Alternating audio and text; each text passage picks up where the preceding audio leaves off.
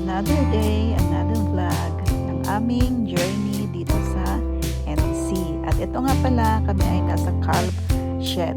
Kasi ito na yung time, 3 p.m., quarter to 4 p.m., yung time ng pagpapainom ng gatas sa mga calves. At ito nga yung aking mister. Siya yung nakatoka na nagpapainom ng gatas sa mga kuya. Nung unang separate sa kanilang mama, yan, ito nga pala yung tinuturuan sila kung paano dumede. Yan, talagang para hindi sila gutumin. Yan, first day, second day, pag alam nila kung paano dumede, so nagiging magaan ang trabaho. Yan pala, nilalagay ko yung kamay ko at yan, isusubo nila. Parang sabi nila is dede.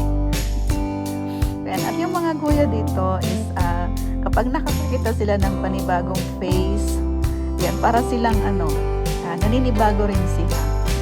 Hindi sila basta-basta lumalapit, or kapag mayroon silang nakita, ang alam na nila is yung magpapadede sa kanila. Yan, nakakatuwa rin. Yan, at nandito kami sa kabilang shed, yung mga unang calves na na-pick up. So, yung malalaki na sila. Yan, pero kailangan pa rin nila dumede. So, dyan nga pala nilalagay yung gatas nila.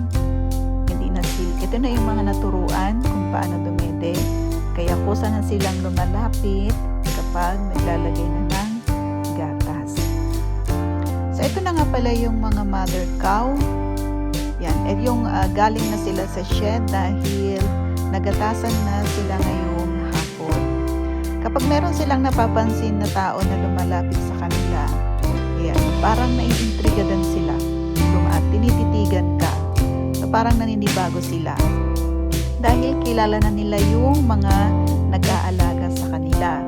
Kapag nakita na nila yung mga nag-aalaga sa kanila, kusa silang lumalapit. Pero kapag bago sa paningin nila, ay talaga naman titignan ka.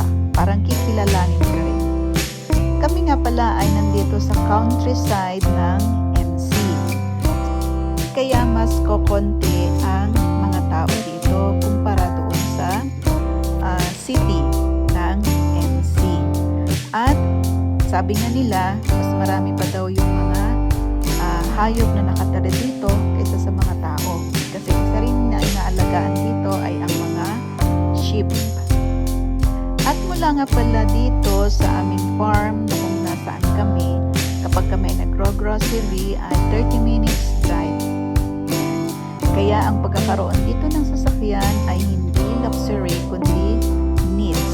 Needs mo talaga na magkaroon dito ng sariling sasakyan dahil wala kang makikitang mga tricycle or jeep or mga bus na anytime kapag gusto mong lumabas ay meron kang sasakyan. Dito ay wala.